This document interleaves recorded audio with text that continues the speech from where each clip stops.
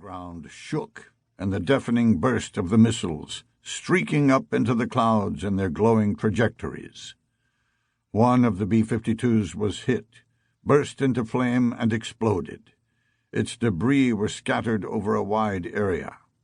The rest of the 8-engine craft, together with their escort jet fighters, fled in disorder. The NVA had mistaken the type of plane they'd downed. They believed they'd hit a B-52 when it was really Hambleton's EB-66C. Nevertheless, the shoot-down was announced in triumphant tones. For the North Vietnamese, shooting down one of the most advanced American aircraft wasn't just a victory of arms. It was an unmistakable sign of progress. The leaders in Hanoi clearly regarded it as an event that would strike fear into the hearts of the enemy. Magazines and newspapers around the world noted the downing of Hambleton's aircraft, along with its disturbing implications.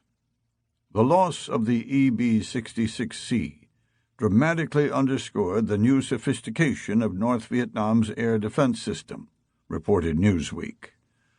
The shock waves that rippled through Saigon and Washington could not have been greater if the lost plane had in fact been a B-52.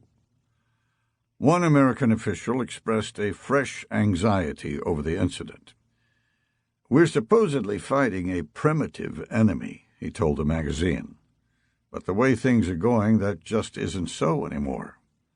With the NVA's new tactics, the missiles that had brought down Hambleton's plane could change the war, or future larger wars."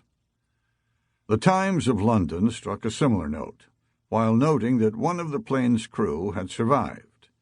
The EB-66C contains highly secret electronic equipment designed to jam the radar guidance devices of North Vietnamese missiles, the paper reported.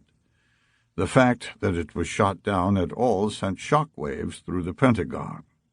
The Americans were determined that its navigator should not fall into enemy hands.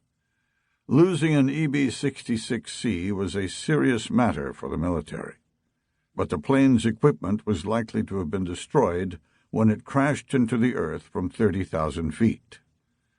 Losing Hambleton would be worse. Bill Henderson continued orbiting above the clouds until his fuel ran low, then headed back to Da Nang. While his OV-10 was being fueled up, the on-scene commander raised Henderson on the radio. They were going to try again. Was he willing to come back? Henderson thought about it. "My arrogance at the time told me I knew how to dance around that crap," Henderson said, meaning the AAA. "So I said yes." He and Clark finished refueling, got a quick intelligence update, and flew back to Hambleton's position. It was now about 3 p.m. Henderson raised the navigator on the radio.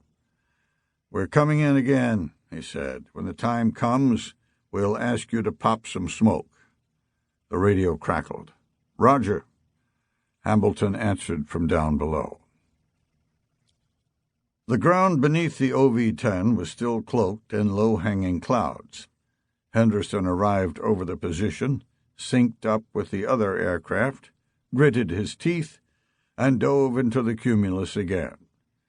And when he emerged from the bottom of the clouds, what seemed like a significant portion of the North Vietnamese army opened up on him and Clark. Almost immediately, a SAM warning sounded in Henderson's ear. At that moment, the missile appeared and arced over a nearby plane. The pilot watched it swoop past him, dive under his wingman's belly, and headed directly at Henderson's OV-10. Henderson was just about to execute his SAM brake when the missile smashed into his right wing at the engine joint and exploded. The wing snapped in half. The plane shuddered and then began to fall earthward. The canopy vaporized, just went away. The shock wave destroyed the metal and plastic sheathing that protected Henderson and Clark. A fireball blew forward and engulfed the two airmen, burning off.